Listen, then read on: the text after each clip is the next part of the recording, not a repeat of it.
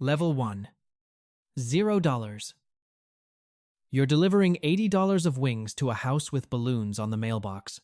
In 30 years, half of America orders dinner through you. Tonight, your cut is $6.75. You're 22, $61 in checking, an '03 Saturn, and a cracked phone suction-cupped to the windshield, running the app you build at red lights. The door opens. It's your Uncle Marcus. His retirement party. Nobody in the family told you. He takes the bag, loud, for the hallway. We had paper routes at your age. You have apps. Then, grinning, I don't tip family, builds character. The hallway laughs. Aunt Diane films you for the family group chat. Caption, our little delivery boy. 14 crying laughing emojis.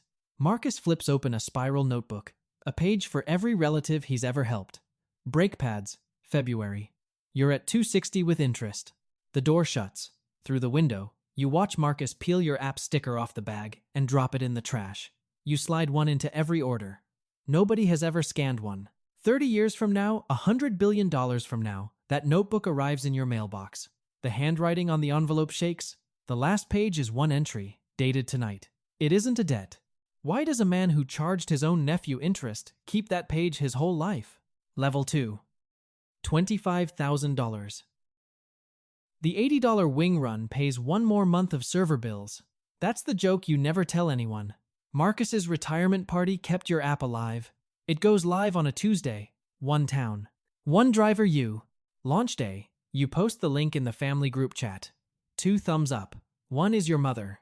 One is a cousin who thought it was a job posting. You take your own app's orders in the Saturn, cracked phone on the windshield, CEO and delivery boy in the same seat. At red lights, you answer support emails. You are the support email. To sign restaurants, you walk into 30 of them with a folder. The owners are all over 60. 29 say no. Not rude, worse. Gentle. People want to call a person on the phone, son. One owner pats your folder like it's a science fair project. Another passes because his nephew already does computers. A third points at his fax machine like it's a loyal dog. Door 30 is a diner. The man at the register is Gus. 68. Forearms like bridge cable, flipping the same eggs since Nixon. Gus listens with his arms crossed. Then he pulls a placemat off the stack and turns it over. Write it down, what you get. What I get. You write it at the counter. Gus signs the placemat and shakes your hand once.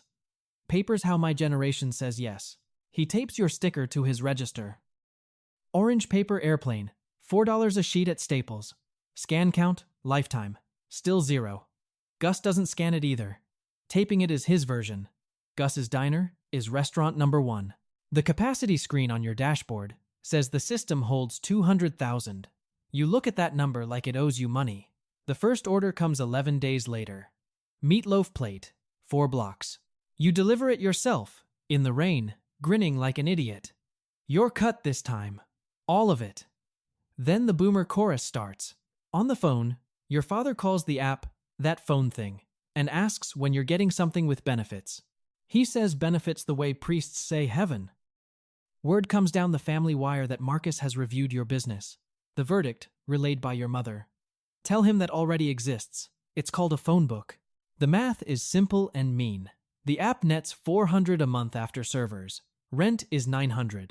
There's one exit. More restaurants, faster than the money dies. Some nights at closing, Gus flips the door sign. He sets a plate of whatever's left on the counter and says the thing nobody in your family says. Sit down. Eat something. You didn't know how hungry you were until a stranger noticed. Christmas is 3 weeks out. Your whole family will be at your parents' table. Somewhere in Marcus's shirt pocket, your name sits on a page, gaining interest by the month. You have $260 in an envelope. And you are going to enjoy this in exactly the wrong way. Level 3. $100,000. Christmas dinner. Your parents' dining room. You lay $260 cash on the tablecloth next to the ham, in front of everybody. That was the plan. Pay the page in public. Watch it cost him something. Marcus counts it. Twice. Licks his thumb like a bank teller. Then the spiral notebook comes out of his shirt pocket. Marcus finds your name and writes paid in block letters. No eye contact. Interest ran through November. I'll waive December. Christmas. The table murmurs like he's done something generous. That's your first lesson in boomer accounting. You can settle the page. You can't settle the verdict. Because the app cleared 6 figures this year, 12 restaurants, real payroll, and you make the mistake of saying so at the table. Fork down, quiet voice, just the number. Marcus doesn't even chew slower. It's a bubble. It's always a bubble when it isn't yours. Then, patient to the whole table, like a man explaining weather. I watched guys lose everything in '08. Phone money's the same. Comes through the air, leaves through the air. Your mother changes the subject with pie. Later, at the kitchen sink, she dries the same plate 3 times. He means well, she says. In this family, cruelty always has a translator. In the driveway after dinner, Aunt Diane films your truck for the family group chat. It's a used pickup, 6 years old, bought in cash. Her caption, "Somebody's doing well." Plus the thinking face emoji, which does more accusing than a prosecutor. Nobody warns you about this level. Boomers don't upgrade their opinion of you here. They downgrade the money instead. It's fake. It's luck. It's temporary. It's probably a scam, anything but earned. And the picture lags. All last year at church, your mother told people you were still driving. This winter, she's upgraded you to computer stuff. 3 years.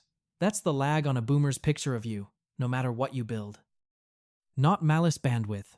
Their picture of the world stopped updating around the time yours started. 12 doors carry the orange paper airplane now. The capacity screen says 200,000. You checked twice. You keep that number to yourself. You've seen what this table does to your numbers. Dinner ends with Marcus's toast. He stands at the head of the table with grocery store champagne, tie clip catching the light. 40 years, 1 employer, Marcus says. My pension's with the state. Safest money there is. Everyone raises a glass. Nobody clinks harder than the ones who need it. True. You drive home in the paid-off truck, doing the only math that matters. The debt cost $260 to clear. The verdict didn't move at all. $100,000, and you're still the kid with the wings? Fine. The verdict has a price too. You're going to find it. Level 4. $500,000. The 12 doors bought you the meeting. The meeting bought a seed check with more zeros than your father has ever seen on paper. It clears on a Wednesday. That afternoon you sign a lease on the office above Gus's diner. Cheap rent. Grease smell through the floorboards. The framed placemat hangs by the register downstairs. You could afford downtown. You want the smell. It's the only room in town where somebody said yes first. Then comes the strangest boomer weather yet. The rewrite. At your cousin's graduation party, in a backyard full of folding chairs, you hear Marcus before you see him. He's holding court by the fence, telling 2 strangers about you. I always said the kid had hustle. Ask anyone, I always said. You stand there with a paper plate and run the tape. The wings, the porch, the trash can. Nobody at that fence was on that porch. Marcus isn't lying to them. He's lying to himself, and they're just in the room. Same week, Aunt Diane reposts the porch video. Recut. New caption. From delivery boy to boss. We always believed. 400 likes from people who watched the original and laughed. Nobody in this family apologizes. They re-edit. That's the whole boomer repair kit. Fix the archive, never mention the wound. You watch the recut 11 times in the office parking lot. Then you put the phone in the glove box and go sign 3 more restaurants. Rage is a fuel with terrible mileage. It burns anyway. At his kitchen table, your father reads your term sheet with his glasses down his nose. He finds the equity line. You sold 30% of your own business? He says it like you sold a kidney. Nobody owned a piece of my route. 40 years, every mile was mine. You explain what the 30% buys. He hears what it costs. 2 generations, 2 religions of ownership, 1 kitchen table. Downstairs in the diner, you offer Gus 0.5% for being first. Gus waves it off with the spatula, eyes on the flat top. I don't want a piece, kid. I want a booth with nobody's name on it. Then, sit down. Eat something. Meatloaf at the counter. You're worth $500,000 on paper, and this plate is still the best deal you know. The polo shirts arrive that month, orange paper airplane on the chest, 3 towns of drivers wearing it. You hire your first 2 employees away from the gig app you used to drive for. At Sunday dinner, an uncle by marriage hands you his iPhone across the gravy. Storage is full, you're the computer guy. $500,000? Still the family's free IT department. Some titles are permanent. Through the floorboards, through the lunch rush, you hear Gus cough. Long, wet. When you ask, he waves it off. Grill smoke. 40 years of it. You believe him because you're busy. That one's on you. Level 5. $1 million. The first million arrives as a spreadsheet cell between a tax line and a server bill. Your accountant shares it on a Tuesday. No confetti. In the office above the diner, you stare at the cell and wait for a feeling. The feeling doesn't come. Payroll comes. 40 people now. One of them is a night driver, 61 years old, working your app for insulin money. He did everything right. Factory, union, 40 years. Then the factory left, the union shrank, and guaranteed turned out to be a word. You've noticed you hire a lot of boomers lately. The generation that told you to get a real job keeps applying to yours. Then the advice war starts. This is the level where boomers stop mocking your money and start managing it. Marcus insists you meet his guy. Your mother asks you to be nice, so you go a steakhouse with maroon booths and 40 years of cigarette ghosts in the carpet. The guy is 70, gold pen, calls you young man, slides a glossy annuity folder across the tablecloth. Every boomer has a guy. The guy has a fee. The fee has a boat. You ask one question what the service costs per year. The guy smiles like a wallet, and Marcus, proud of the relationship, spreads his own statements on the tablecloth to show you how it's done. Paper, of course. Always paper. You read them upside down in 30 seconds. Front-loaded fees, surrender charges, a pointless rollover that reset the clock in the worst year possible. The guy has been quietly skimming Marcus for a decade, grazing on the safest money there is. You look at Marcus, 69 now, tie clip, best blazer, showing his nephew that he knows money people too. He orders the ribeye for both of you without asking. Boomer love language, deciding for you, paying for it, telling the story forever. You say nothing. There's no version of it he'd hear. You'd be 22 on that porch again, holding wings, being explained to. Some tables you can't win at any level. Meanwhile, the asks have started, and they never come straight. They arrive through your mother. A cousin's kid with a communications degree needs a job. A roof. A transmission. Boomer asks always route through your mother. She's the generation switchboard. She hates the job, and she does it anyway. You say yes to the roof and yes to the kid. You keep score of nothing. You've seen where keeping score ends up living. You drive Marcus home from the steakhouse. In his kitchen, propped against the toaster, there's an envelope with a state seal on it. Marcus flips it face down when he catches you looking. Smooth as a card player. Says nothing. Neither do you. But you memorize the return address, and the return address is a pension fund. Level 6.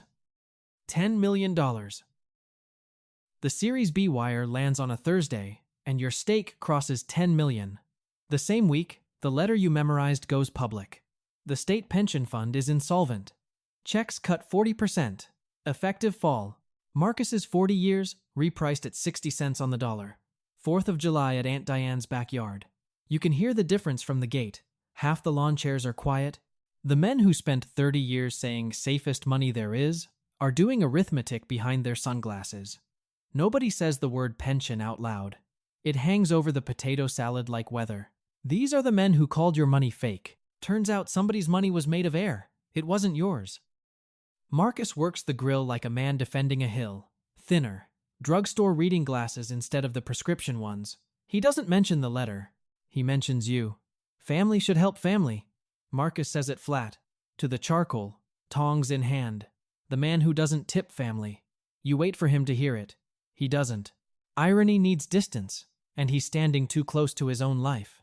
Here's what nobody tells you about boomers going broke. They don't ask. Asking is the one shame bigger than the debt. The asks skip a generation, they send their kids, they send your mother, they send one sentence at a grill. So you build the answer where pride can't see it. That quarter, your company launches senior driver benefits, health coverage, hardship grants, no essay required. The press release says retention. What it actually says is Diane's husband's heart surgery, paid in full by a grant with no name on it. It says 40 drivers older than your father. Your 61-year-old night driver switches to days. He mentions the insulin exactly once, on his way out of your office, without stopping. Diane never finds out. In the group chat, she posts, "God provides," over a photo of the hospital bracelet. You don't correct her. Providing and being thanked are different jobs. You only applied for one. In August, you stop by the diner. Gus is slower this year, closing out the register under your taped sticker grease-stained, corners curling, never scanned, never moved. He catches you looking at it. "Someday, half this country eats through that paper airplane," Gus says, matter of fact, like he's reading a spec sheet. "Remember who fed you first?" You tell him he'll get a plaque. Gus tells you to sit down and eat something. Back at the cookout, it's dusk. Sparklers for the kids, the grill cooling. Across the yard, Marcus sits alone at the picnic table in the porch light, spiral notebook open. You've watched him write in that thing your whole life. Other people's pages, other people's debts. Not tonight. Tonight he's writing in the back of the book, slow, in his own column. When the first fireworks crack, Marcus closes the cover. The ledger has finally turned on its owner. Level 7. $100 million. The Series B money buys 30 states in a year and a half. Your state crosses 9 figures the same week a national newspaper runs your profile. You find out what the family told the reporter when everyone else does. Marcus, quoted by name, in his good blazer. "We taught him everything he knows about business." Aunt Diane does him one better. She licenses the porch video to a morning show, Your Worst Night, sold as a heartwarming origin story by the woman who filmed it for laughs. They play it over piano music. The caption says humble beginnings. You remember it as 14 crying laughing emojis. You don't call Diane. There's no correction department for family. Then the newspaper lands on the diner counter, folded to the opinion page under Gus's thumb. "Apps are killing Main Street," signed by the County Restaurant Association. Average age of the board, 66. The generation that told you to work is now organized against your work. In print, in the paper they trust. Their own grandkids ring up orders through your app while they draft the letters. Gus taps the headline once. Don't write back. Outlive them. Gus is slower this year. The cough has a name now, and he won't say it at the counter. So you do the one thing he'd never allow. You buy his building through a company with a boring name. You freeze his rent, where it was in 1989. He finds out in 9 days. County records. Paper. Of course, Gus reads the county records. You did a contract behind my back, Gus says, and lets it sit just long enough to hurt. Then he slides a plate across the counter. Sit down. Eat something. Gus dies on a Sunday in October. Apron on, radio on, halfway through prepping Monday's onions. The diner goes dark for 4 days, the first 4 days it's missed since Nixon. The funeral fills up with boomers. 29 restaurant owners who once told you no stand in line at the church to say what a shame it all is. Marcus comes too older, thinner, notebook writing in his breast pocket. For the first time in your life, he shakes your hand without a joke attached. At the reception, Diane films nothing. It's the first family gathering in 30 years where the phone stays in her purse. Grief manages what shame never did. On Thursday, a lawyer reads the will. Gus left you the diner. One condition, handwritten on the back of a placemat. The booth stays nameless. The plaque, if you must, goes by the register. The last thing Gus ever said to you was half this country, paper airplane. Remember who fed you first. You keep the diner running. You never sit in his booth. Monday mornings, somebody still preps the onions. The one boomer who saw you coming won't see you arrive. Level 8. $1 billion. 18 months after the funeral, you're on the exchange floor, ringing a bell above a crowd. The suit costs a year of your old wage. By lunch, your net worth moves more in 1 hour than the app earned in its first 5 years. The number stops being money that day. It becomes a headline other people explain to you. Your mother watches the bell on cable news and calls to ask if you've eaten. That night, you're alone in your kitchen, the penthouse quiet, the city doing its thing below the windows. You do the only thing that sounds like dinner. You order $80 of wings on your own app, the old number. Nobody to split it with. The app says your driver is 4 minutes away. The doorbell rings. You open it on a company polo, 2 sizes too big. Orange paper airplane on the chest. A wing bag, held out with both hands. The driver is Marcus, 80 years old. You know the arithmetic already. Most of it. Pension at 60 cents on the dollar. The guy's annuity worth less than its own fees.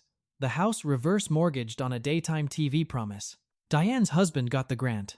Marcus's pride never filled out a form in its life, so he drives nights.